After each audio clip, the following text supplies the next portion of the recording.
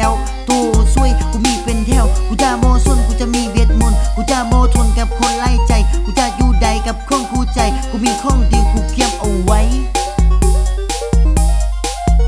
ปีนี้กูจะดมกาวกูจะดมกาวกูจะดมกาวกูจะดมกาวดมกาวเขาดาวดมกาว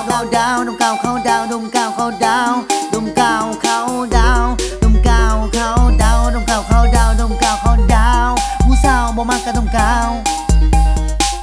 กูจะดึงดาวกูจะขี้ดาวกูจะไปเอาผู้สาวอยู่ดาวกูจะเอาดาวลงมาให้ได้กูบ่สนกับผู้ใดสู้จะกดกันสู้จะหักกันสู้จะเฮ็ดหยังก็ไปเฮ็ดไกลๆไปไวๆไปไกลๆโคตรแต่ป้องเก่าป้องใหญ่ๆปะเอาไว้ให้กู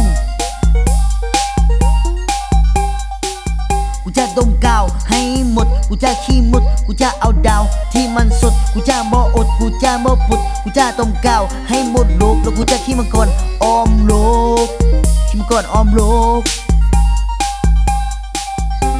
เขาดาวปีนี้กูจะบ่สนกับไผกูจะดมกาวอย่างเดียวฮิสุเลสุเกมาฮะสุกามาเฮหินก็คือหินก็คือหิน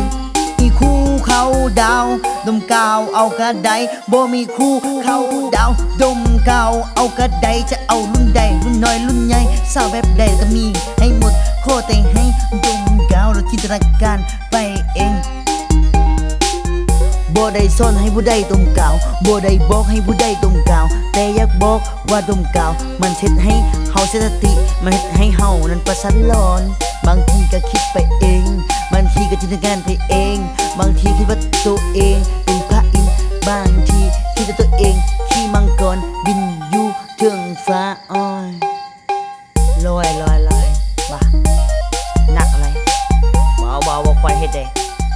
สิ่งบ่ดีก็บ่ควรเฮ็ดด้วยอย่าบ่ควรดมไล่แล้วมันสิมาละมือคือห้าคนนั้นคนนี้บ่ได้มาแปลงร่าง